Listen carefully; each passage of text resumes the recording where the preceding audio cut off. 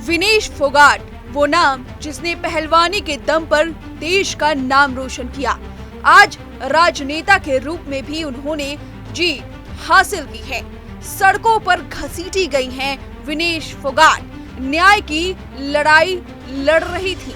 विनेश फोगाट का राजनीतिक जीवन बेहद छोटा है। जिंद जिले के जुलाना विधानसभा सीट पर 6000 की बढ़त से उन्होंने जीत हासिल की है और भाजपा के योगेश कुमार को हरा दिया है। विनेश फोगाट का यह सफर 2024 में ही शुरू हुआ। उन्होंने पहलवानी से संन्यास ले लिया और अपनी राजनीतिक पारी शुरू की। चलिए जानते हैं विनेश फोगाट के जीवन में राजनीतिक मोड़ कब आया।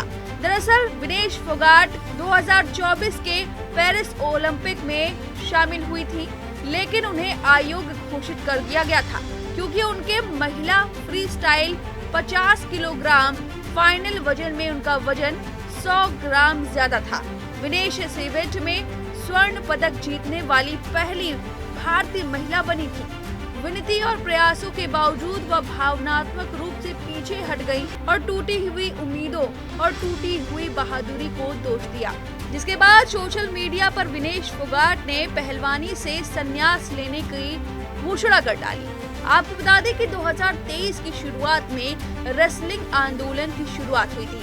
यह आंदोलन साक्षी मलिक के साथ मिलकर विनेश फोगाट और बजरंग पुनिया ने शुरू किया था। रेसलिंग फेडरेशन ऑफ इंडिया के अध्यक्ष ब्रिजभूषण शरण सिंह के खिलाफ यह आंदोलन था। महिला रेसलर ने ब्रिजभूषण पर यौन शोषण का आरोप लगाया था।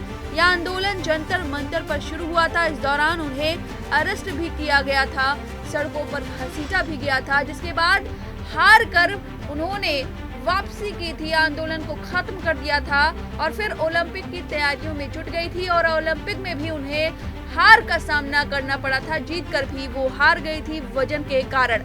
उनके जीवन की बात करें तो विनेश फोगाट एक भारतीय पहलवान थी जिनका जन्म 25 अगस्त 1994 को भिवानी हरियाणा में हुआ था। वह कुश्ती से जुड़े एक ऐसे परिवार से आती हैं। उनके चाचा महावीर सिंह फोगाट एक सम्मानित कोच और द्रोणाचार्य पुरस्कार विजेता हैं, जिन्होंने छोटी उम्र में उन्हें इस खेल से परिचित कराने में महत्वपूर्ण भूमिका निभाई थी।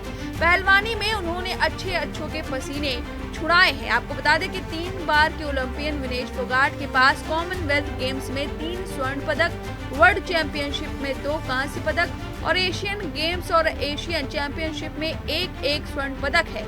वह पेरिस 2024 ओलंपिक के फाइनल में भी पहुंची, लेकिन स्वर्ण पदक मैच की सुबह वेट इन में विफल होने के बाद उन्हें अयोग्य घोषित कर दिया गया था, जिसके बाद ये बड़ा टर्न आया था। कांग्रेस में शामिल हो गई थी विनेश फोगाट। जमखम से उन्होंने तैयारी की और इस तरह से जीत हासिल की है।